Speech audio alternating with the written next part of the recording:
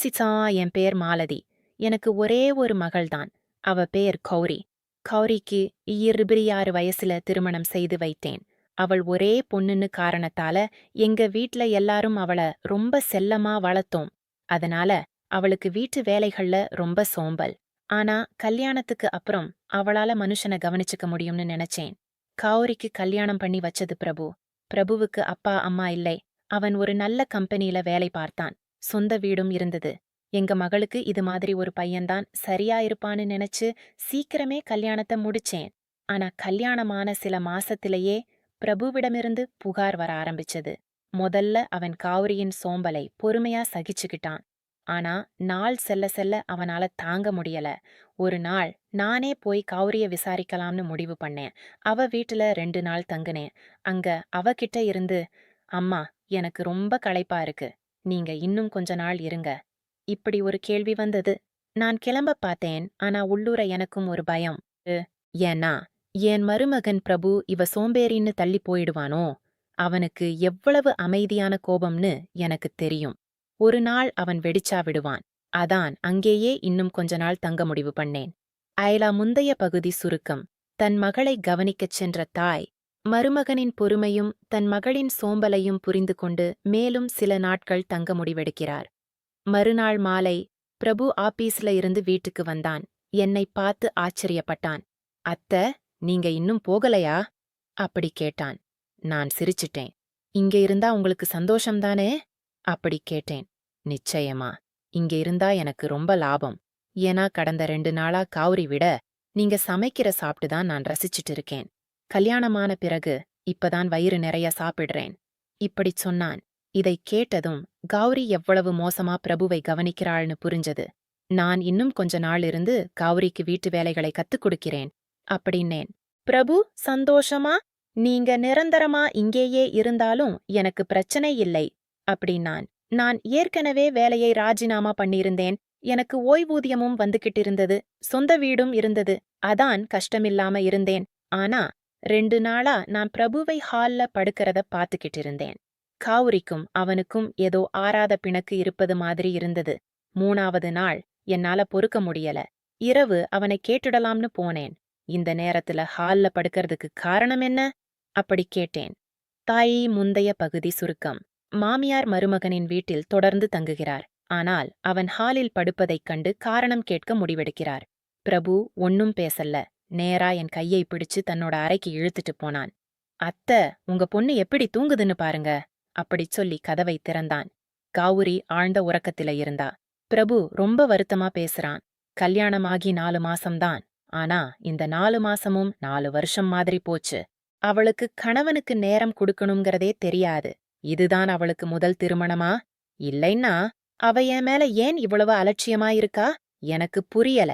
நான் எவ்வளவோ சொல்லி பார்த்திருக்கேன். இனிமே நான் ஹால்ல தான் தூங்கப் போறேன் அப்படின்னான்.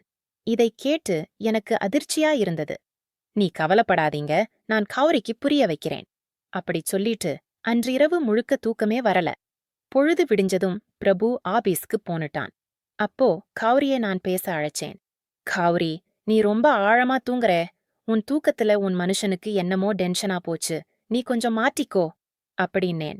அம்மா, எனக்கு எவ்வளவு நேரம் தூக்கம்னு தெரியாது. நான் வேணும்னு தூங்கல அப்படின்னா. எவ்வளவு சொல்லியும் புரியவில்லை. அன்றிரவு பிரபு மறுபடியும் ஹால்ல இருந்தான். நான் அவங்க அரைவாசல்ல போய் பார்த்தேன். கௌரி முன்ன மாதிரி ஆழ தூங்கிக்கிட்டு இருந்தா. கெய்ரவ் முந்தைய பகுதி சுருக்கம். மருமகனின் வருத்தத்தை புரிந்து கொண்ட தாய் மகளிடம் பேச முயற்சி செய்கிறார்.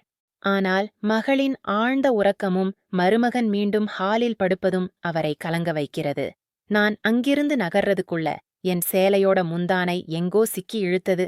நான் கீழே விழுந்தேன். சத்தம் கேட்டு பிரபு ஓடி வந்தான். அத்தை, இந்த நேரத்துல நீங்க எங்க அரைவாசல்ல அப்படின்னான். கௌரி இன்னும் தூங்குறாளான்னு பார்க்க வந்தேன் அப்படின்னேன்.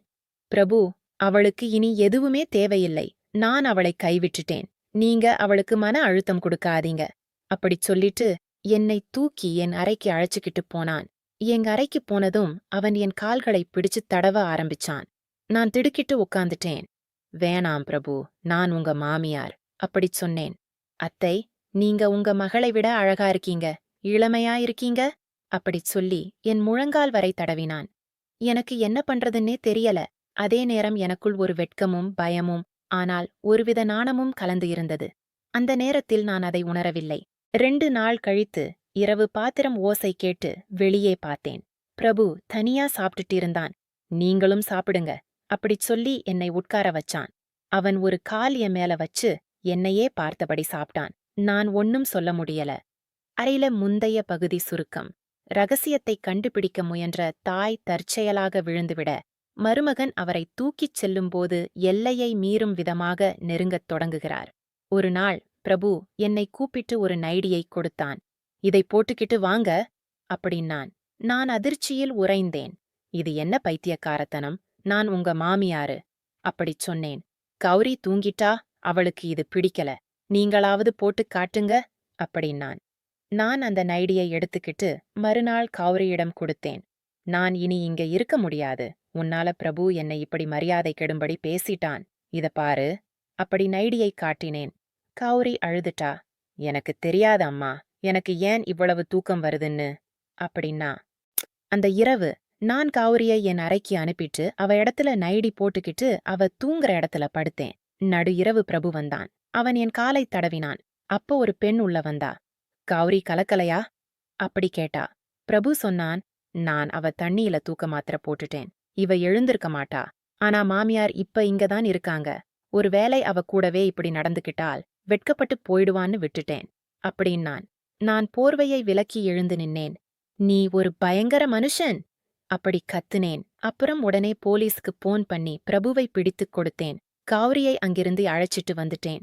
1 வருஷம் கழிச்சு கௌரிக்கு ஒரு நல்ல பையனை கண்டுபிடிச்சு கல்யாணம் பண்ணி வச்சேன். இப்ப அவ சந்தோஷமா தன் குழந்தையோடு இருக்கா. இந்த கதை கேட்ட உங்கள் கருத்தை எனக்கு தெரியப்படுத்துங்கள். முந்தைய பகுதி சுருக்கம்.